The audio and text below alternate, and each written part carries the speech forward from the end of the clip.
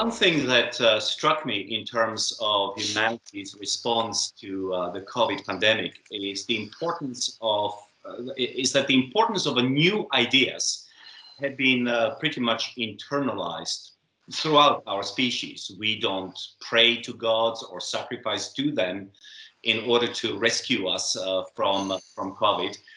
Instead, we hope and pray that scientists will come up with new ideas. And since we are talking about ideas, I thought who better but Professor Joel Mokyr to talk about the importance of ideas in terms of human progress in general and COVID in particular. So thank you very much for doing this with us, Professor Mokyr. My pleasure. So in your research, you differentiate between the Smithian and Superterian growth. Can you briefly mention the difference between the two, and why are new ideas so important to Superterian growth in particular? Well, Smithian growth is the kind of growth that Adam Smith was talking about, which is why it's called Smithian growth. And it's basically based on what economists would think of as gains from trade and better allocation. So, you know, one of the best known demonstrations in any introduction to economics class is that if that region A starts trading with region B, where before they weren't trading, then they're both better off, and so you get something that looks like economic growth, right? So better institutions, peace, better transportation, things like that will create trade where there wasn't any before, and so everybody is better off. And that's the kind of thing that, and then they can specialize, comparative advantage. I mean, this whole sort of story that we tell, it's really independent of technological change. Superterian growth is about technological change, and therefore it is about new ideas. Now, new ideas can be big, they can be small, they can be written down, or they can be just being, you know, implicit and tacit in people's heads. I mean, there's various forms of it, but it's the basic idea is that we get better at making things, making the same things cheaper and better, or maybe making new things that we weren't making before at all. And those are hugely different kind of processes, because as I see it, at least, Smithian growth can take you a long way toward economic progress, and it can make you richer, and it did in many instances, historically speaking. Trade and things related with trade did lead to wealth, say in northern Italy during the Renaissance, or the Netherlands during the Golden Age. But eventually it tends to peter out, because at some point you exhaust all the advantages of trade, and then you may be richer, but you're not going to keep growing anymore. I mean, in the theoretical limit of this, of course, is in all transactions and all transportation costs have gone down to zero, which of course never happens, but that's a sort of theoretical limit. And so that at that point, Smithian growth ends. A more realistic scenario, perhaps, is what's happened within the EU in the last, say, decades, right? So the EU reduced transportation and transactions costs between different member countries, and it led to a great deal of prosperity. But by now, those are probably largely exhausted. I mean, it's unlikely that growth on the basis of specialization within the EU is going to give you the kind of oomph that we've been getting since the beginning of the EU in 1957. So that's the kind of thing I'm talking about. Now, with Superterian growth about based on new ideas, that kind of limit, as far as anybody knows, doesn't exist. We don't know if there is a limit to the new ideas that people can come up with. I mean, there's debates about this. My learned colleague, Robert Gordon, for instance, thinks that at some point we're going to reach a stage at which everything that can be invented has been invented. I mean, people have said this before. It's never happened, but, you can't be absolutely sure that it will never happen, of course.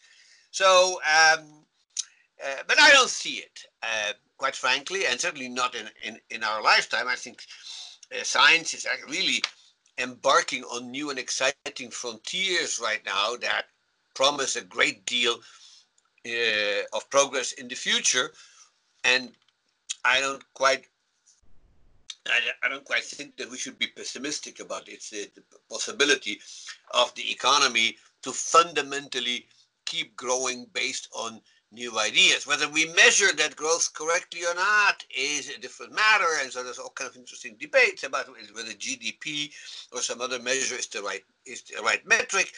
But basically, everybody understands and expects that new ideas are going to give us more progress and more prosperity. So if I understand you correctly, it goes something like this. People create ideas, ideas create inventions and innovations lead to Schumpeterian growth. Would that be a correct Exactly. Okay. I would think that is basically the right way. So there are things in between, because ideas aren't enough, right? I mean, just ideas will not get you there. What you need is an environment in which these ideas can be translated into action. I was about to ask that. So obviously, the counter argument could be made that people always had new ideas, and yet it is only in the last 200, 300 years, during the Schumpeterian growth, that these ideas have been translated into this very fast growth rate. So why did that happen? Why is Schumpeterian era so different from previous ones? People had always new ideas, but these ideas weren't usually focused on production.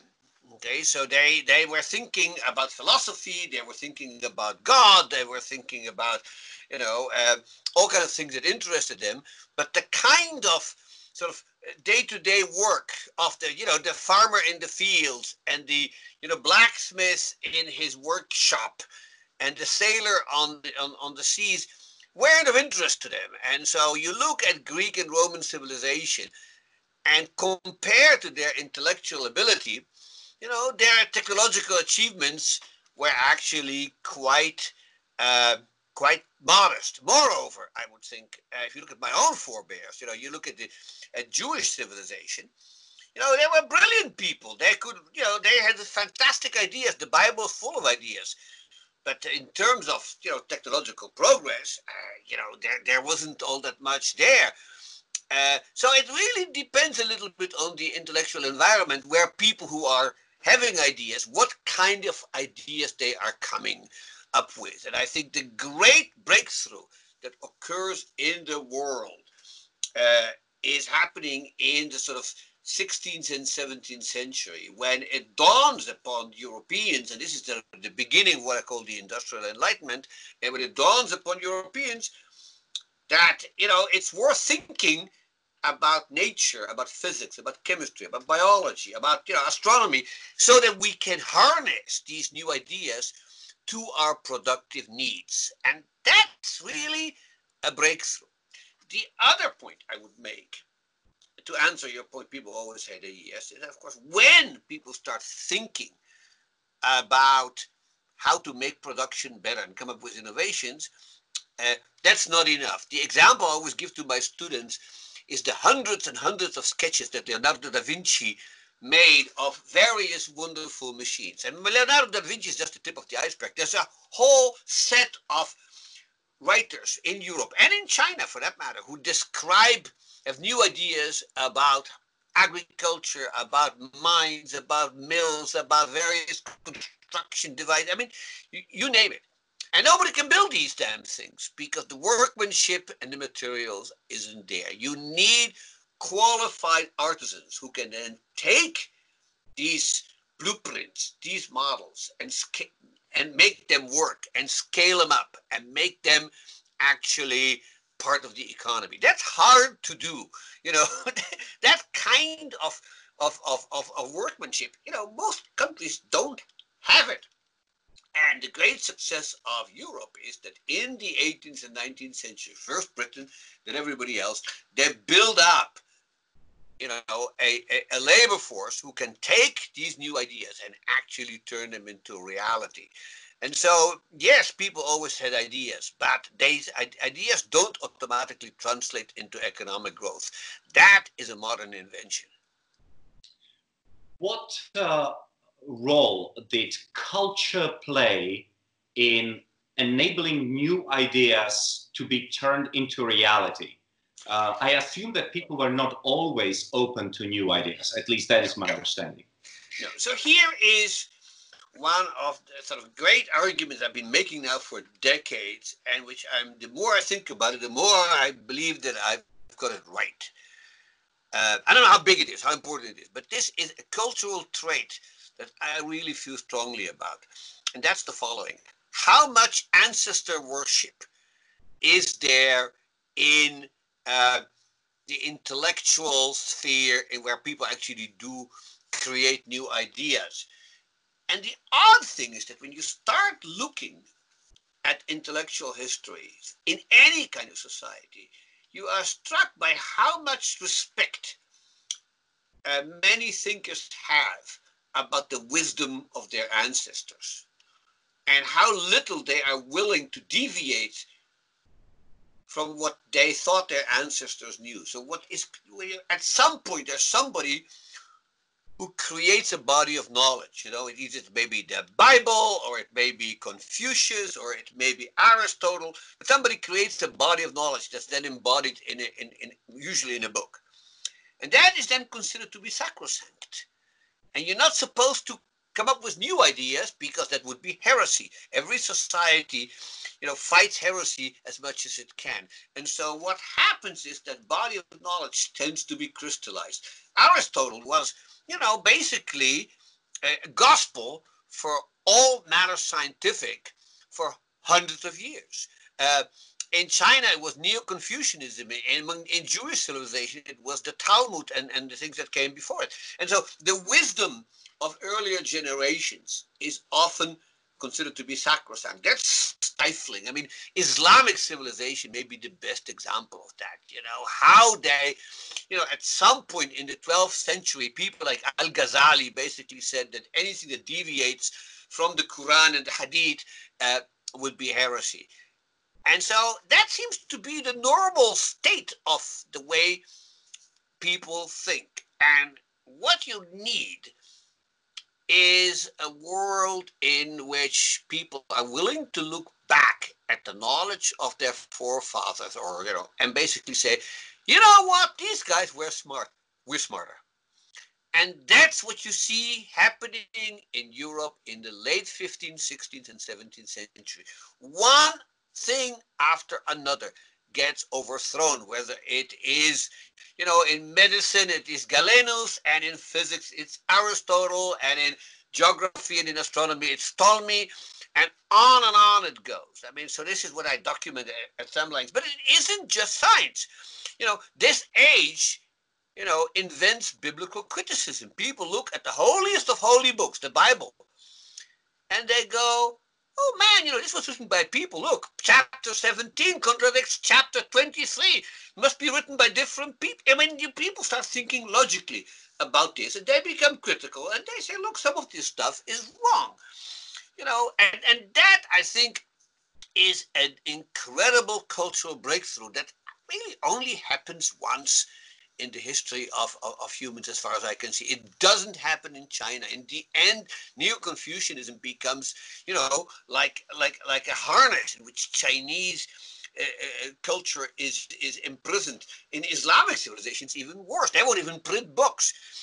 We Jews are, terribly conservative until, the 19th century. The only Jew, Marianne, which I always tell my students, the only important Jewish thinker who got up and said, look, a lot of this stuff is, needs to be criticized, was Spinoza. And Spinoza was, ostracized by the Jewish community, completely, was kicked out, and nobody could talk to him, nobody could communicate with him. The Jews said, we don't want anything to do with this. And that is, that I think is a cultural prerequisite to any kind of progress. Because if you get too enamored by the wisdom of your forefathers, you're not going to make any progress. And somehow we are hardwired to do so. And the Europeans broke out of it, which is, I find this astonishing. But that's what created economic modernity, Marianne. do you have a pet theory why you think that in Europe at that particular time, this kind of openness was given latitude? One of the explanations that I like in particular was advanced by Stephen Davies from the Institute of Economic Affairs, who wrote a book basically claiming that because Europe didn't have a hegemon and all of these European countries were fighting each other, they had a choice. The governments of those countries had a choice. Either we are going to open our intellectual sphere so that more growth and more ideas are generated and we survive, or we are going to clamp down on dissent and new ideas, and we are going to go down under, and somebody's going to take us over. Are you attracted to that explanation? I have none. I'm attracted to that. I think that is clearly large part of the explanation. It certainly explains, for instance, why it happened in Europe and not in China, because China is a single empire which can control what people are thinking. What you see in Europe is that any kind of clamping down on intellectuals who are thinking outside the box, who might be heretics, is doomed to failure, because you're looking at a massive coordination failure, right? So if you decide that so and so is a heretic in your country, all that's going to happen is he's going to take his suitcases and go somewhere else. And in fact, a lot of people did. And even England, which is the tolerant country. I mean, never forget that Thomas Hobbes wrote Leviathan in exile in Paris, and John Locke wrote the Essays on Toleration in Amsterdam. I mean, these people sometimes had to flee their country. Even in the Netherlands, this was true. There were times when intellectuals fled. But at some point, this becomes common knowledge. So everybody knows that if you clamp down on intellectuals, they're just going to go away. And so there's no point. And eventually, in the late 17th, 18th century, this all becomes window dressing. There still is a censorship, but the censors don't work. Nobody can really control the flows of ideas anymore. And nobody really actually tries really hard. I mean, you look at the French censorship of people like Diderot and Rousseau and so on. Yeah, basically, if they write a book that's too outrageous, they go to them and say, that wasn't very nice. We'll burn a few of your books, and you go to Scotland for a few years so we don't have to look at you. But, the idea that they would burn him like they burned Giordano Bruno in 1600, that doesn't happen anymore. And that's because they know that this is doomed to failure. Now, some countries are run by, benighted and reactionary rulers. And in those countries, these countries fall behind. I mean, there's an argument that this happens to some extent to much of Europe south of the Alps, right? So Spain, Portugal, parts of Italy, which were, governed by the Inquisition. And so the Inquisition said, we don't care, we're going to clamp down on heretics. So, that's why, the center of gravity of science moves north to England, to France, to Germany, to the Netherlands. I mean, I'm not totally sure I buy this lock, stock, and barrel, but there is such a theory. But by and large, I think everybody knows that this isn't going to work. That said, I think the political fragmentation, which is, a big theme in global history, that's not enough. Because there was fragmentation in the Middle Ages. Even more so maybe than, you got a feudal system. You have fragmentation in Africa, you have fragmentation in India.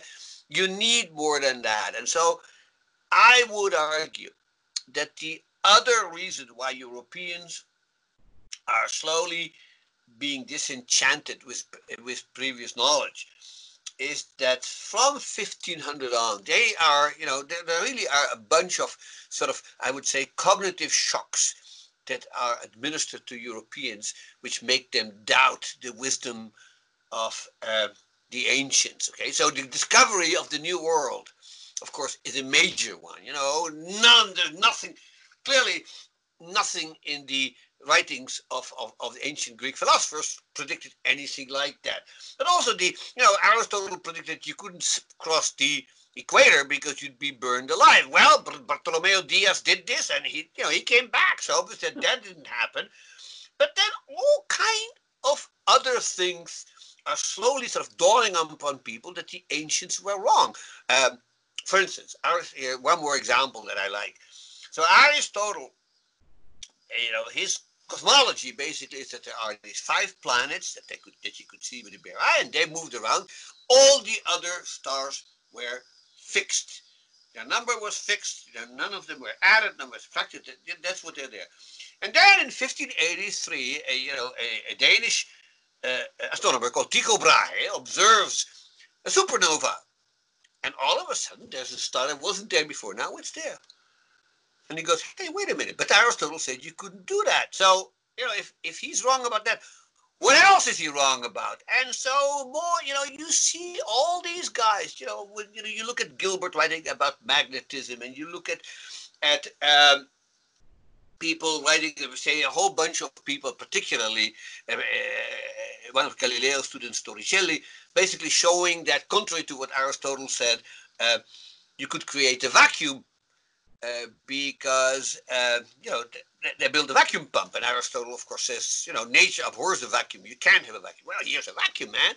So slowly but certainly, they realize, they know more than Aristotle. And some of the things Aristotle said are just demonstrably wrong. And those are, that in itself is an idea. The notion that so what you get in Europe is, the French call this la querelle entre les anciens et les modernes. So the war between the ancients and the modern. The ancients really say, oh my God, the classics, they knew far more than we do. They wrote better poetry, they wrote better plays, they wrote better, they were better in every regard. And the moderns say, no. They were good, we're better. And that's the frame of mind that I think is really critical. Okay, so openness, criticism, toleration of new ideas, very important. Yeah. Do you see any cultural trends or even institutional trends today in the world that are most threatening to the generation of new ideas? If new ideas are important, do you see any dark clouds on the horizon? I do see dark clouds on the horizon, because there's always, and in all societies, there are benighted people who are anti-science, anti-progress. Some of them come from the right, and they are people that deny the theory of evolution. I mean, which other country in the world has a creationist museum, where people walk next to dinosaurs and other rubbish? And so we have people on the right, and we have people on the left. Okay, they're also anti-progress, not because they don't think it can be achieved, but because it's bad. It's bad for us. It's bad for the planet. It's bad for animals. It's bad. So you have people on both sides. But why this doesn't keep me up at night is precisely what you said earlier, which is there is no hegemon. And so no country in the long run can afford to fall behind. So new techniques are going to be proposed, and either you adopt them, or else you're going to fall behind. And moreover, if you don't do it, somebody else will do it. So if the European Union, which and they're still with it, are opposed to genetically modified organisms, they're being developed somewhere else. They're developed here in the United States, or if the United States is going to ban them, they're going to move God knows where, offshore somewhere. But somebody's going to do it, because the world is too decentralized and too uncoordinated to suppress innovation. And if the innovation works, eventually, it will become inevitable. So I think that kind of progress is built into the system. And as long as the world is divided into many countries or blocks of countries, if you want, that are competing with each other, I think progress is almost assured. That's it. The one thing, of course, that everybody worries about is what's going to happen to freedom of thought. So, you need a certain kind of environment in which there is a high rate of tolerance for nonconformists. One of the things I teach my students is the great paradox of Soviet science. Because in some ways, you would have expected the Soviet Union to be hugely successful scientifically, because they don't have all the problems of appropriability of knowledge that the West has, you know, and all these sort of reasons economists point out why the market for ideas really underproduces. But in the Soviet Union, people say, well, the government can do it, so they can subsidize as much research as they want. And in some areas that was true. I mean, they were the first one to send a satellite into space, and I'm old enough to remember Sputnik. And but you know, they did lots of, they did develop certain things, and yet as a source of scientific and technological progress, the Soviet Union was a dud. And, and most people believe that was contributed mightily to the fall of the system. And the reason, I think, is because you need a society where nonconformism is tolerated. And nonconformism is indivisible. You know, you can't have a world in which people can say, oh, I disagree with this physics theory. But of course, you know, what Chairman Xi is saying is absolutely sacrosanct. I mean, you can't have that. You need critical minds, have to be critical minds. And I am worried that the world is moving more and more toward a, you know, an increased suppression of nonconformism. And I don't know what governs that, to tell you the truth. I mean, it's very hard to know. I don't understand why in many European countries we now have autocratic governments that systematically suppress the opposition. Now, you know, I don't think what happens in Hungary or in Poland or even in Russia is going to affect overall development in the continent, because as long as, you know, Germany and England and, you know, and the Netherlands and Denmark tolerate conformism, it doesn't matter. But these are large chunks of the world. And of course, the biggest player in all scientific and technological progress is the United States. And I see in the past decade or decades a growing lack of tolerance in the United States for nonconformists. I mean, the so-called cancel culture, which everybody's been talking about the last few weeks, is just a, you know, a little manifestation of that. But it's been around there for a while. You know, now I don't think it will catch on, but it is a source of concern to me. Yes. Apart from that, I think we're you know, as far as new ideas are concerned, we're doing okay. But that is a source of concern. You don't want to be in a world in which, you know, there's some kind of stigma attached with thinking outside the box. And remember one thing: people think out of the box. 99 out of 100 are crackpots who will end up on the dustbin of history.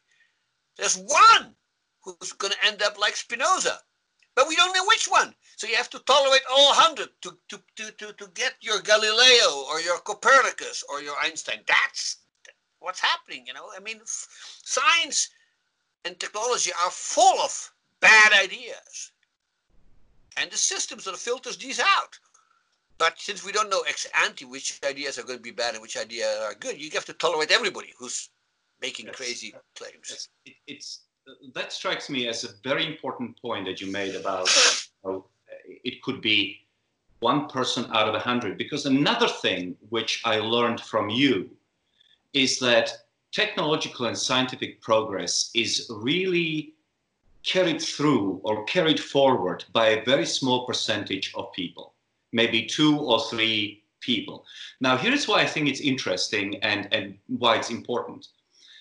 There's a very good psychology professor in Australia called William von Hippel. In a recent book called The Human Leap, I think it's The Human Leap, The Social Leap, he talks about how eccentricity and original thinking is very often wedded to eccentric behavior and also disagreeable behavior. So that many people who have the, shall we say, the cojones to say no to 99% of humanity, I want to take this particular area of study in a completely different direction. In other words, to hell with all of you. are also people who are highly eccentric and very often highly disagreeable. Yes. So I think that political correctness can work its negative magic in two different ways. One is to shut people from speaking out, but the other one is that it may weed out of the employment pool a lot of people whose quirky personalities do not necessarily fit the majority. Would you agree with that? Yeah, no, I would agree with that. And I think the degree to which society tolerates some people is a main determinant of how successful it is in creating new ideas. I'm not 100% sure that all people who come up with major innovations are necessarily disagreeable. I mean, I can think of some people who are who fit that description. Isaac Newton more than anybody else. He was a guy was a total jerk, but he was brilliant. But I don't know if this is too. I'm not implying, obviously, that there's 100%. No, of course not. And I think you're absolutely right. Even the people who were not disagreeable, they were still eccentric in some way, typically. And so, no, I think that's absolutely true. And I think that's why it is so important for society to, to stress these issues of free speech, of tolerance, of, if somebody says something that you strongly disagree with, and that's most of what I read in the paper, say, oh, well, forget it, but let them speak. I mean, shutting people up, or even, taking any kind of sanction against them,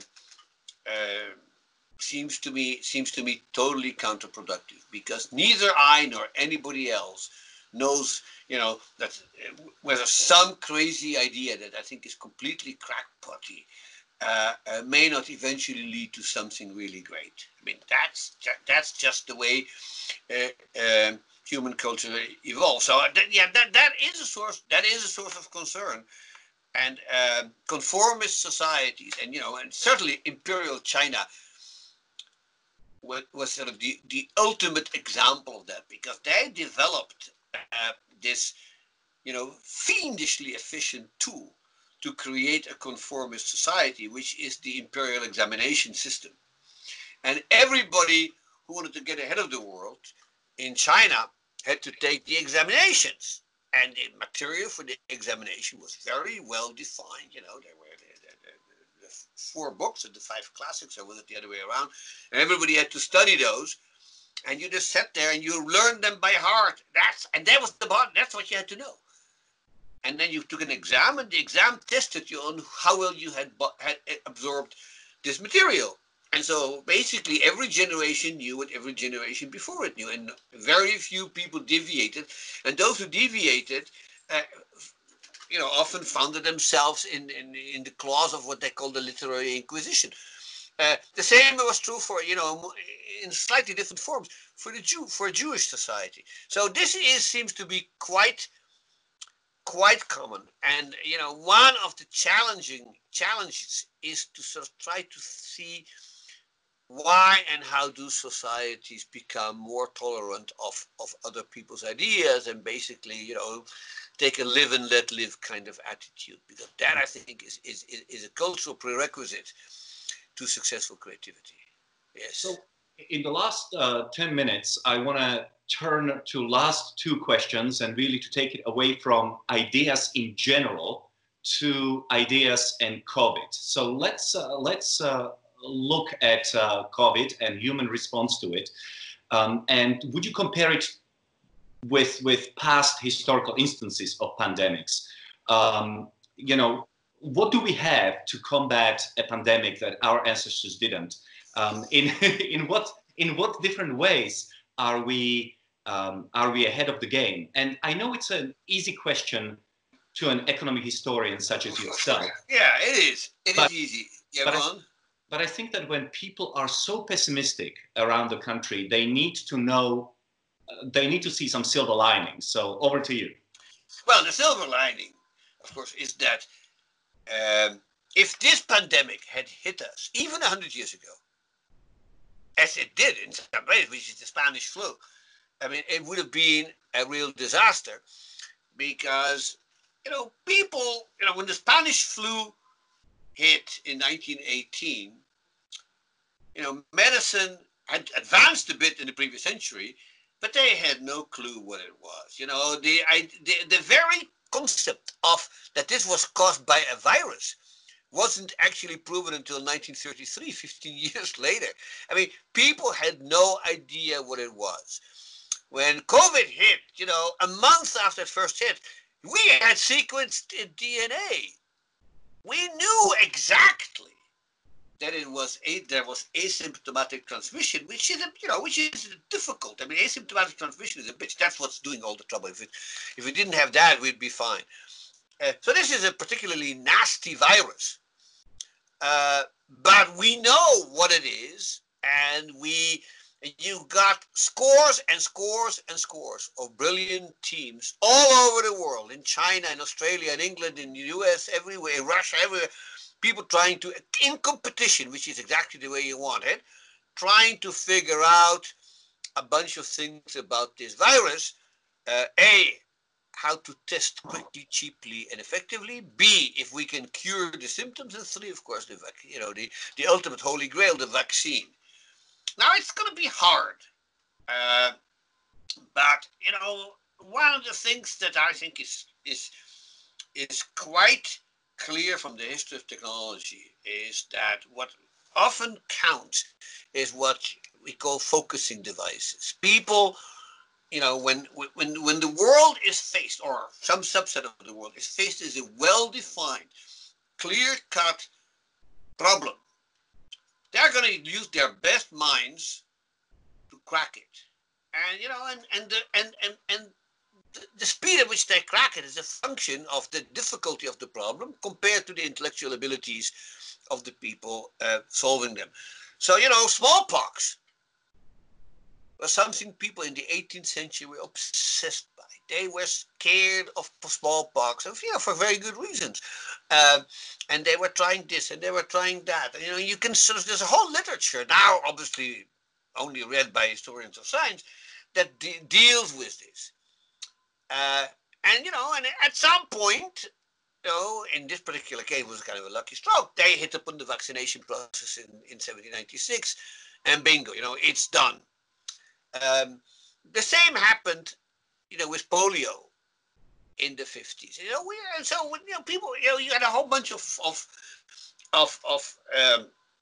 people worried about this. And, and two guys, Salk and Sabin, eventually cracked the problem and, they become celebrities.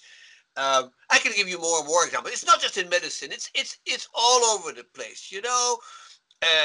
How to fix nitrogen from the atmosphere, how to measure longitude at sea. I mean, these are well-defined problems. Not all technological progress comes in that package. Some of it, basically, people come up with a solution in search of a problem, right? So like, oh, we got this nice thing here. What can we do with it? X-rays, lasers, things like that. But in some cases, the problem is well understood, well defined, and you put the best minds on it. Now, with COVID, I think we today have the tools that even 15 years ago, let alone a century ago, people would have dreamed about. It's not just sequencing DNA, it's molecular immunology at an absolutely astonishing level of detail, coupled to extraordinarily powerful computers that allow you to simulate and equations that you couldn't ever solve and process vast amounts of data. And so, as far as I'm concerned, it's just a matter of time. I mean, this virus has vulnerabilities. We haven't fully found them yet, but it's impossible that we will not find them. Once we have found the vulnerabilities, we will exploit them. I think, what the sort of smart money is betting that within a year we will have not one but 3 vaccines. They need none of which may be perfect. That's the problem, of course. But we will be making vast progress. Now you compare that with the Black Death which is sort of which is the easy answer. And the Black Death hit people in 1348. They didn't have a clue. This was the wrath of God. This was the doing of the Jews. This was, whatever. And the Black Death, continued to ravage Europe for centuries, and nobody had the foggiest idea what caused it, what transmitted it. They did have some kind of intuitive notion that it was contagious, and so they did come up with this notion of a quarantine and putting a cordon sanitaire around cities where it broke out. That helped a little bit, but not quite enough. But we have a level of knowledge of cellular and molecular microbiology, immunology, virology, and so on and so forth that nobody had before. And so I think it's just a matter of time until we crack it. The reason this is an economic and social problem, in my view, and this is not going to make me very popular, but we talked about people being eccentric and talking. The reason is because we have been spoiled. We have been incredibly spoiled. The last, even a century ago, the probability was that if you were to die, you were going to die of infectious disease. Infectious disease killed people left, right, and center because there was nothing you could do about it. I mean, you could try to prevent it, but once you got pneumonia or polio or something like that, there was nothing doctors could do for you. That's, of course, all changed. And by now, if you look at the cause of death, even with COVID, but certainly before COVID, infectious disease is like sixth on the list of causes of death. I mean, it's heart disease, it's cancer, it's circular disease, it's, homicide. I mean, we don't die of infectious disease. We'll become very complacent about it. And I'll take my flu shots, but it wasn't on anybody's mind. And so this is very disturbing to us because we had sort of thought that this was a matter of the past. And look at it now. Nature is throwing this thing at us. Where did that come from? Who knew, that this could even be a problem? Well, if you lived in Africa, you might have still been worried about infectious disease. But in the United States or in the Western world, nobody died of infectious disease anymore. Now this thing is hitting us. So people are really getting to be quite neurotic about it. Now, to put things a little bit in perspective, okay? So the number of people who die in the United States every year is about 2.75 million. That's just normal mortality. I think the mortality is like 0.8 of 1%. You multiply that by 335 million people. That's what you get. And so, if you look at the total number of people who have died of COVID, it's a small fraction of people who would have died anyway.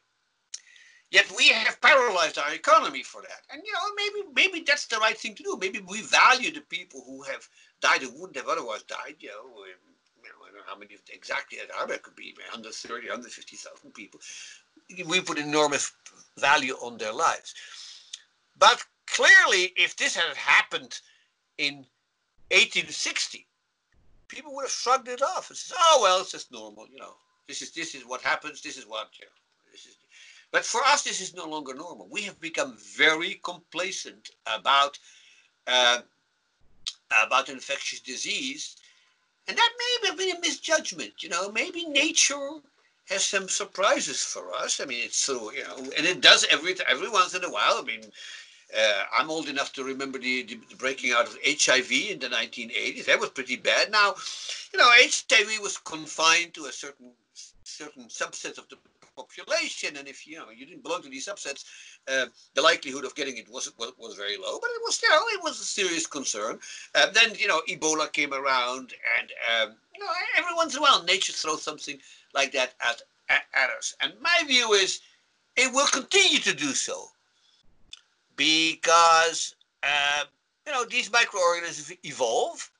Maybe they jump from animals to us, but they do evolve. Particularly viruses evolve quite rapidly, and they'll change. And they're evolving in a direction that's meant to hurt us, because that's what Darwinian theory predicts. So you have this incredible, race between evolution and knowledge. But knowledge is growing faster than evolution. And if I had to bet, I would bet on knowledge. Now, it's never going to be a complete victory. Nature will always come up with something new.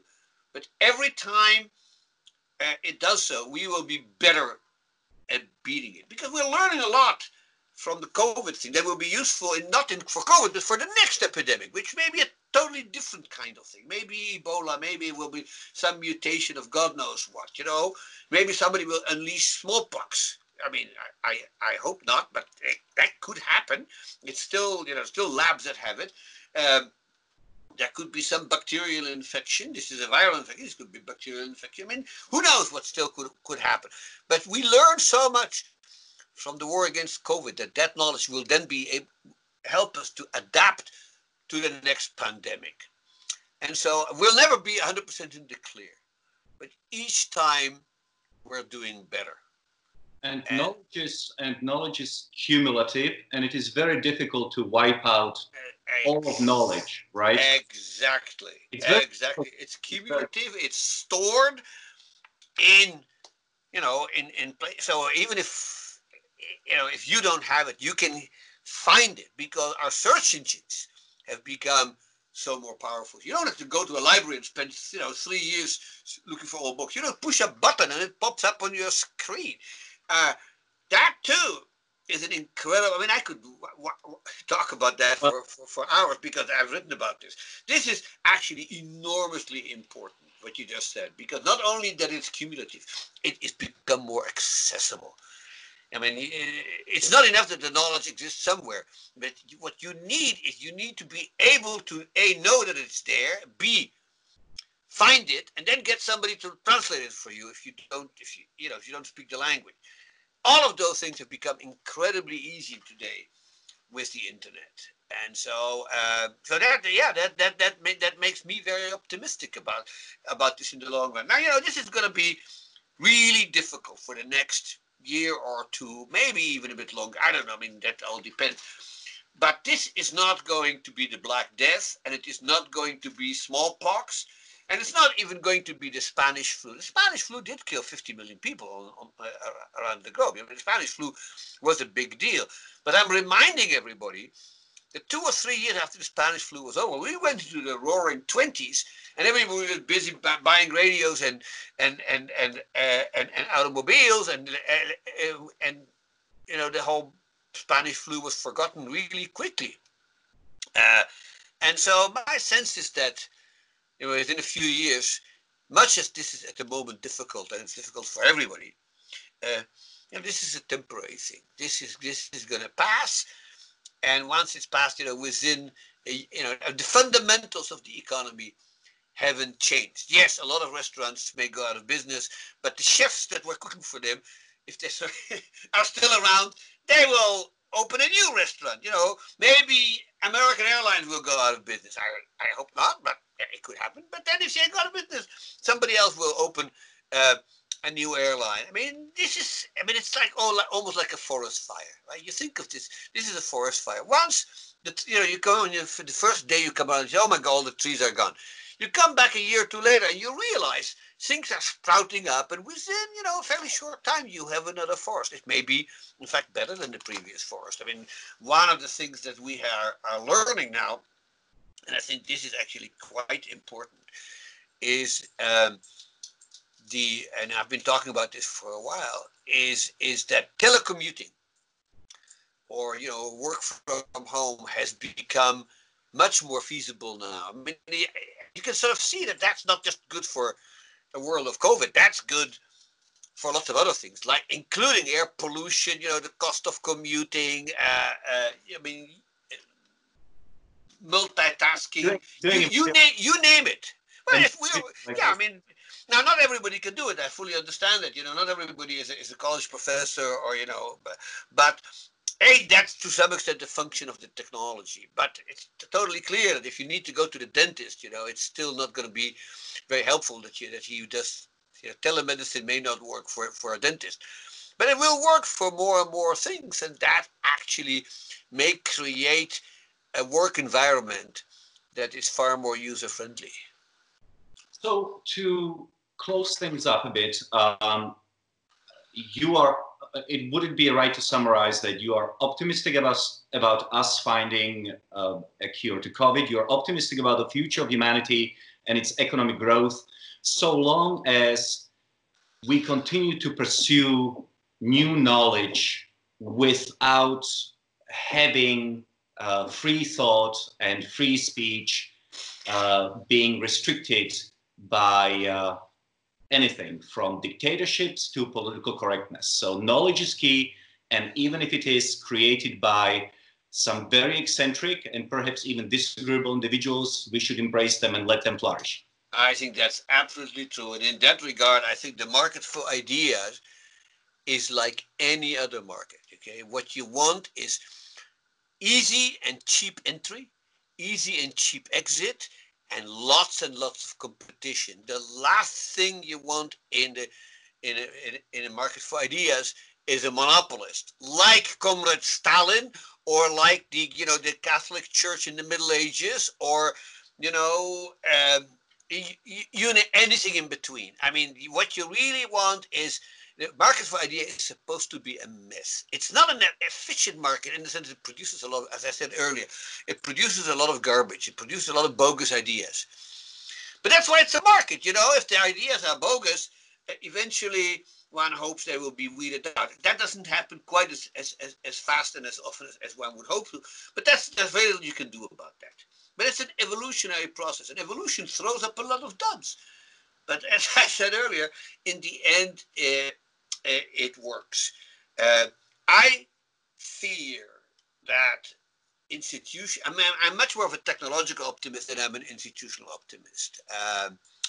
I think there is reason to be concerned about the political course of maybe I'll tell you this little anecdote. So one of my great friends, my great professional friends, it was the late Douglas North, who won the Nobel Prize for Economics in 1993, and we were quite close. And one day Doug and I were drinking beer in his summer home in Michigan, and Doug said, Joel, here's something interesting. We in economic history, we talk about technological progress, but we talk about institutional change.